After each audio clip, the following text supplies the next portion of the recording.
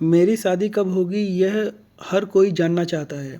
अभी आप अपने हाथ में अपने हाथ की रेखाओं को देख करके ये पता कर पाओगे कि आपकी शादी कब होगी। देखिए उसके लिए करना क्या है कि सबसे पहले आप अपने हाथ में बुध क्षेत्र में चले जाएंगे जहाँ पे विवाह रेखा रहती है। विवाह रेखा यहाँ से निकलती है। जो सबसे मोटी और डार्क रेखा रहेगी, लंबी रेखा रहेगी, उसको विवाह रेखा बोलेंगे। जैसे आप यहाँ पे इस फोटो में देख पा रहे हो, सबसे मोटी रेखा ये है, तो इसको विवाह रेखा, और सबसे लंबी रेखा भी यही है, इसको विवाह रेखा बोला जाएगा। अभी आप कैसे पता करोगे कि आपकी शादी कब होगी? उसके लिए करना क्या है, इस टोटल लेंथ को आप हाफ पार्ट में डिवाइड कर लीजिए। तो टोटल यहाँ से यहाँ के बीच में हाफ पार्ट इसका ये हो गया।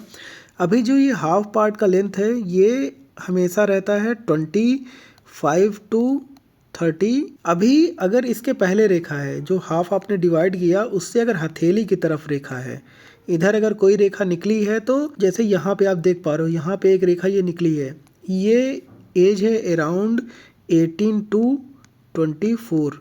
देखिए एग्जैक्ट कोई नहीं बता पाएगा कि इस साल आपकी शादी होगी, बट एक अप्रॉक्स आप आइडिया लगा सकते हो। तो जैसे यहाँ पे इनकी रेखा एक बनी है, तो 18 टू 24 के बीच में कोई इनको अट्रैक्शन होगा, कुछ अफेयर टाइप का रहेगा। फिर 25 टू 30 ईयर्स में एक रेखा है इस तरीके से इनके हाथ में, तो यहाँ भी कुछ इनको मिल सकता है, अफेयर, कोई अट्रैक्शन। फिर इसके आगे आप यहाँ पे देखेंगे कि एक रेखा ये है। तो अभी आप 30 से जितना हथेली के दूर की तरफ जाएंगे, फिंगर्स की तरफ जाएंगे, तो वहाँ पे ये बढ़ता जाता है। जैसे ये आपका एज है अराउंड 35 टू 40 ईयर्स। फिर इन दोनों के बीच में आप एकदम एंड में पहुँच गए हैं, तो वो है आपका अराउंड 40 टू 60 ईयर्स। तो इस तरीके से आप डिवाइड करते हो। ध्यान रखना है कि जो सबसे मिडिल पार्ट है, डिवाइड किया आपने, सबसे मिडिल पार्ट है वो 25 टू 30 ईयर्स के बीच में है।